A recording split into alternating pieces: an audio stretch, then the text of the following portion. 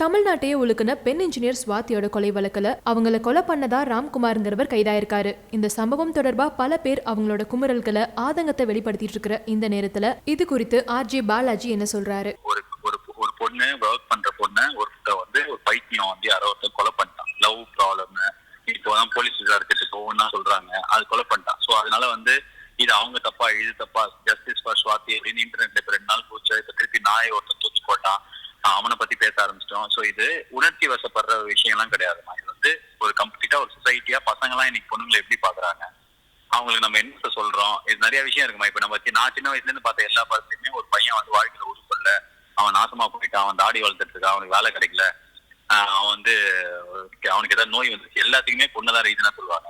அப்படி சொல்ற பொண்ணுக்கு ஏதாவது அந்த பொண்ணை அடிக்கணும், வெட்டணும், கொடுத்துரும், பொண்ணுங்கனாலே இப்படிதானே அப்படின்னு சொல்லி இந்த மாதிரியே வந்து பழகிட்டாங்க. இந்த மாதிரியே நம்ம பார்க்க ஆரம்பிச்சிட்டோம்.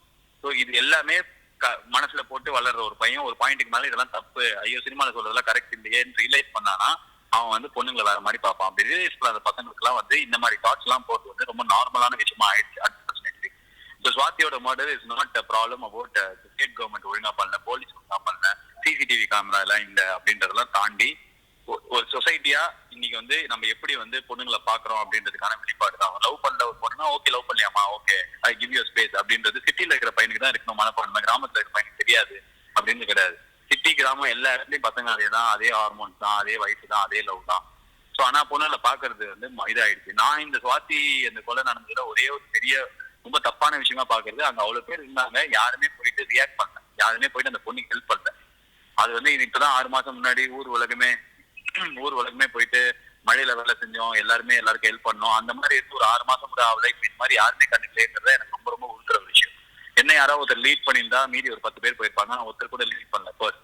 2வது விஷயம் என்ன அப்படின்னா இன்னொரு பயம், நம்ம மேல கேஸ் போட்டாங்கன்னா நம்ம போயிட்டு மாட்டிக்கிட்டோம்னா அப்படின்றது. இது 2 விஷயம் தான் வந்து எனக்கு ரொம்ப பெரிய தப்பா தெரிஞ்சு. மற்றபடி இந்த ஸ்வாதி விஷயம்ன்றது யாரோ ஒரு பைத்தியக்கார ஒரு பையன் லவ் பண்ணலங்கிறனால ஒரு பொண்ணை கொலை பண்ணிட்டான் அப்படின்னா அது வந்து ஒன் ஆஃப் இன்சிடென்ட். அது வந்து சென்சேஷனலைஸ் பண்ண வேண்டிய அவசியம் கிடையாது. நம்ம ஏன் போய் ஹெல்ப் பண்ணல அப்படின்னு அங்க இருக்கிறவங்க தான் இப்ப புனி கொடுக்கணும்.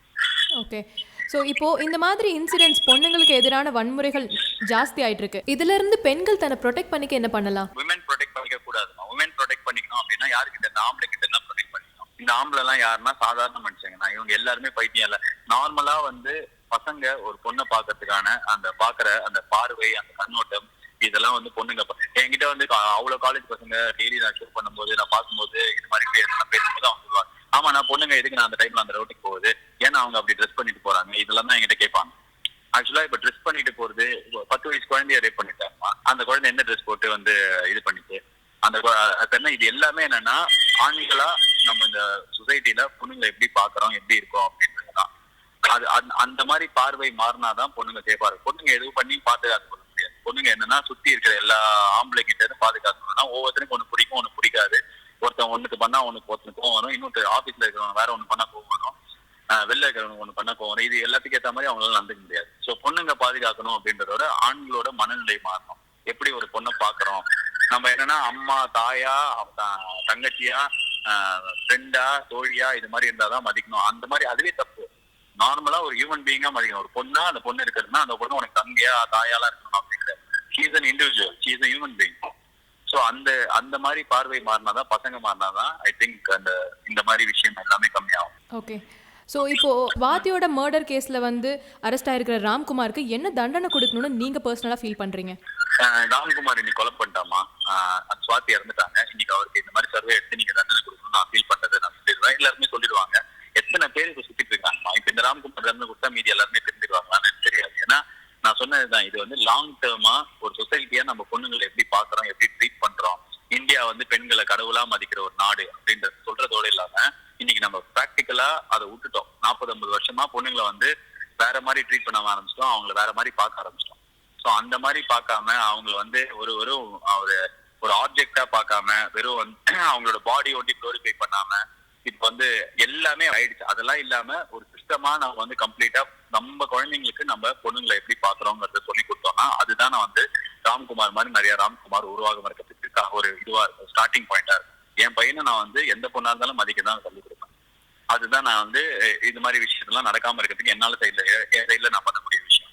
நீங்க ராம்குமாருக்கு தண்டனை கொடுங்கம்மா அப்படின்னு நான் சொல்லிட்டேன்னா உடனே கம்ப்ளீட்டா இந்தியா மாறிடாது. இன்னொரு வாட்டி சுவாதி மாதிரி ஒரு பொண்ணு கிட்ட நடக்காம இருக்க போகுது. நம்ம குழந்தைய நம்ம ஜென்ரேஷன்ல தான் அது இல்லாம போயிடுது. நம்மளுக்கு நம்ம ஜென்ரேஷன் நிறைய பேருக்கு சொல்லி கொடுக்காம இருக்காங்க. ஆனா வந்து ஏன் அடுத்த ஜென்ரேஷன்ல இது நடக்கணும் இருக்கணும்னா என்னோட குழந்தைக்கும் உங்களோட குழந்தைக்கும் நம்ம வீட்டுல பையனோ பொண்ணோ ஒரு பொண்ணை எப்படி பார்க்கணும் அப்படின்றத நம்ம சொல்லி கொடுத்து வளர்க்கணும். அந்த பொண்ணுனா அந்த பொண்ணுக்கு என்ன மரியாதை கொடுக்கணும், எதுக்காக கொடுக்கணும், எப்படி நம்மளாம் ஈக்குவல் நம்ம அடுத்த ஜென்ரேஷன் சொல்லி கொடுத்து வளர்க்கறதா ராம்குமார் மாதிரி நிறைய